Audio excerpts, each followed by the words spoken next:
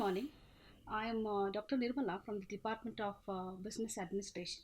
So today I'll be discussing about briefing you about the business and about the business environment. So let's see what is business. Business, if you want to understand, according to a layman, it is a thing which is being bought at a lower cost and trying to sell it at a higher cost so that the margin which is being produced is called as a profit.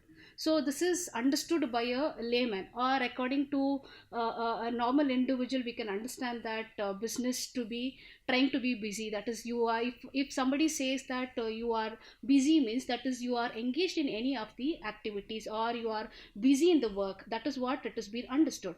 But if you want to concentrate on the business definition, so business definition is what? Purchasing or production of goods and services so that you would be producing the profit. So business means production, purchase, sales of goods and services so that the profit can be produced. This is the definition for business. So all businesses are called as economic activities. So now what is economic activity? Economic activity are also considered as human activities, wherein it undertakes to satisfy either the material needs or the economic needs. Economic activities means wherein the monetary terms are included. So in economic activities only we can include two concepts, that is one is economic activity and one more is non-economic activity. So all the human activities are classified into economic activity and non-economic activity.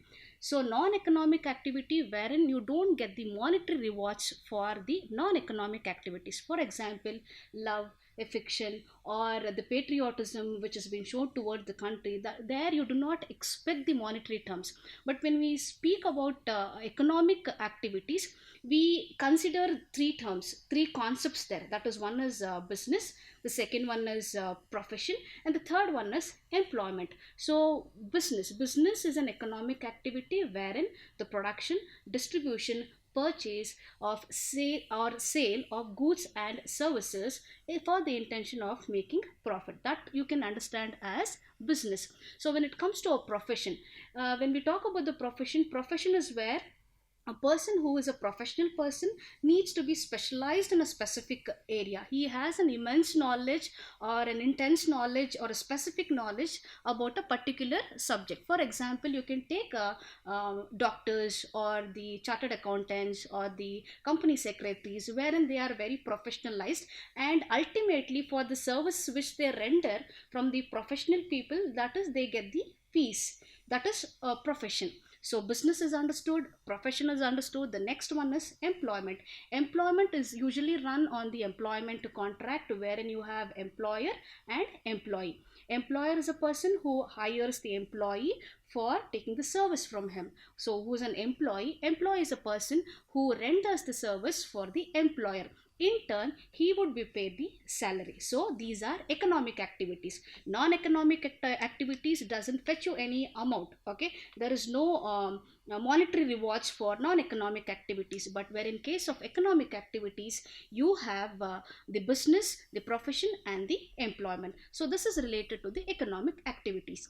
So now let us discuss about the characteristics of business. The first one is the economic activity. As I told you, the economic activities are all human activities wherein it satisfies material needs or economic needs. So in economic activities you have three forms. That is, one is the that is form utility. That is, in economic activities you have the utilities.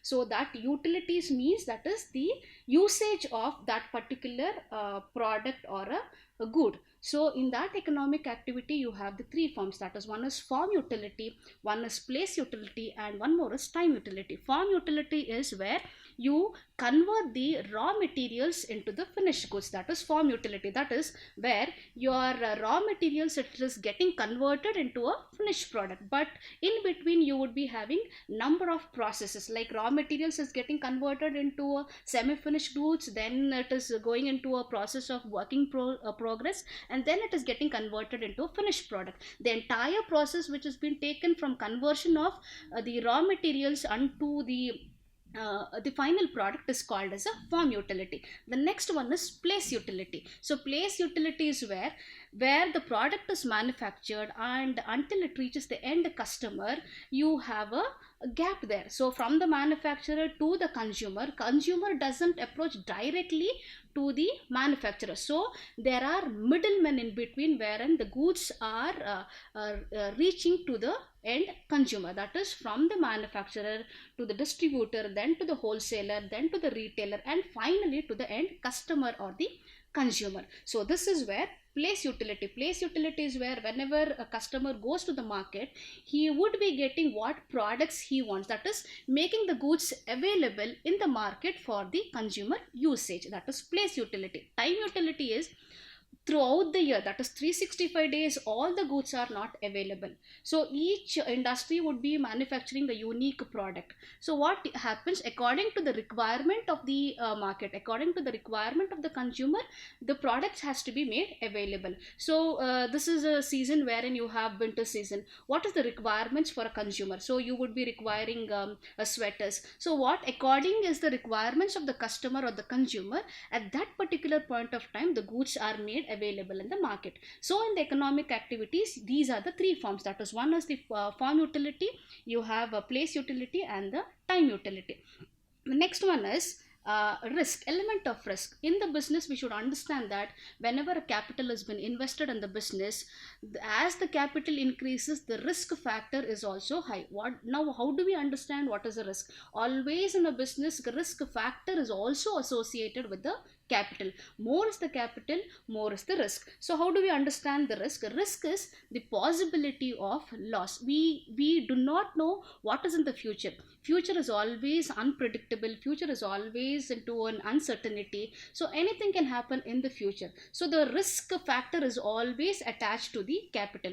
More is the capital, more is the risk. So element of risk is the second feature of the business. One is where you have the economic activity, wherein we discussed about the three forms. The second one is the element of risk. The third one is profit. Profit is a must for any business. So we have already told that business is where ultimate outcome of starting a business is to earn profits. So profit is the motive of starting a business or running a business. So why is that so important? The profit is to be part of the business. Like how I said, capital is a must. Risk is also associated with the capital. Along with that, we said that profit is also important. Now, why is this profit important? Profit is a reward for the businessman, so that he gets motivated to run the business. One is the reward which he gets. The second one is wherein it acts as a measuring rod. That is, if you want to see the success of any business, that is through the profits. Like for example, you would have seen in the newspapers like how the Infosys or the other IT companies gives their profits, that is quarterly based profits or annual based profits. That is what, that is an indication that the company or the business is prospering well in the market. So profit is a reward for a businessman, profit is a measuring rod for the businessman. If at all a business has to expand, okay, if at all a business has to come up with the expansion or come up with many more branches, you have to have profit. So this is the third factor of profit. The fourth one is profit is a must for sustainability of business. Very important, understand, profit is a must for a business for you to sustain in the market. So these four things are very important related to the profits. So we have already discussed about the economic activity. The second one is element of risk, and third one is profits. The fourth one is dealing in goods and services. Business can either deal with the goods or it can either deal with the services. When we talk about the goods, goods is what? Goods is a tangible one which you can feel, which you can see. Okay, those are the goods. Services is what you get the experience out of the goods. Like for example, the banking, the insurance, the transportation, these are the services. So business would include goods and services. So dealing in goods and services. So business is on a recurring basis. So if you take an example, if I am an individual, I have a TV set. If I want to sell the TV set, so I would sell that TV set, but ultimately I would get the profit. This will not be considered as a business. So when an individual or a person who has stock of TV sets on a continuous basis, he is trying to sell those TV sets, that would be considered as a business. So there is a difference. Me selling a TV set and gaining the profit is not at all a business. A person who holds the stocks of business on a recurring basis, if is trying to sell the TV sets, so for a profit, so that can be termed as business. So these are the features of business. So one is your economic activity, dealing in goods and services. Profit is the motive. Element of risk is also there, and recurrence of business. So these are the characteristics of business. So the next one is business environment. Business environment, we have understood what is business. Business environment is where business is part of the environment. So there are several factors which would be impacting on the business. Either it is on an internal basis or on the external basis. Internal factors are where it's within the business or the organization, where the business has the control over these internal factors. But when it comes to external factors, these are uncontrollable factors. So business environment is the impact the external or the internal factors which has on the business. So these factors would be impacting on the performance or on the decision making of the business. So for performing a business and to make the decisions related to the business, these factors would be playing a major role. So understand, in case of business environment, there are several factors. These are classified into internal factors and external factors. When we talk about the internal factors, it is controllable factors. External factors are uncontrollable factors. So internal factors is where you have the value system, you have the mission, vision and the objectives, you have the management structure, you have the physical resources. These are all the internal environments. So external environment, again, it has been classified into micro and macro. Micro means the intensity of the impact is less compared to the macro factors. Macro factors wherein the impact is more. So understand, external factors, you have the uncontrollable factors. It is beyond the control of the business. So when these factors which we are discussing, internal factors and external factors, wherein SWOT analysis would be important, wherein the internal factors, you can understand what are the strengths of the company, what are the weaknesses of the company. When it comes to the external factors, opportunities and threats would be considered. So SWOT analysis would be really helpful for a business for understanding the internal the external factors better. So let us understand what are the internal factors. Internal factors, you have the value system. Value system is what? Values are what makes an individual to decide whether the what decisions you take is right or wrong. Each organization or each businesses has been developed with the value system. They have their values developed, like based on a certain philosophy or based on certain practices. You can understand, if you take an example. So Infosys, they says that they are giving a valuable customer services. They make sure that employees are very happy. That is their culture. That is the value systems which is being followed. That is the practice which they follow in that particular business organization. So each business organizations would be having their own set of value system. That is the principle. Based on a certain principle or practices, the business are run. Each company or each businesses has a particular value systems depending upon the principles or the practices which they follow. Then you have the mission, vision and the objectives. What is vision? Vision is where the future course of action which can be taken. Okay, if the vision can be understood as like where the company is and where would the company want to see itself in the span of 5 to 10 years. So that is vision. In the future, for a span for a period of 5 to 10 years, where would the company want to see itself? Okay, so that is vision. Mission is the purpose. Mission is the justification for the existence which the company gives. Like the company will decide whom it want to serve, how it want to serve. So that could be the mission. Vision is for the future perspective, that is 5 to 10 years from now. Okay, and the mission talks about the purpose of the company, that is the organization's purpose, the intention for its existence, that is mission. Objective is the outcome of it.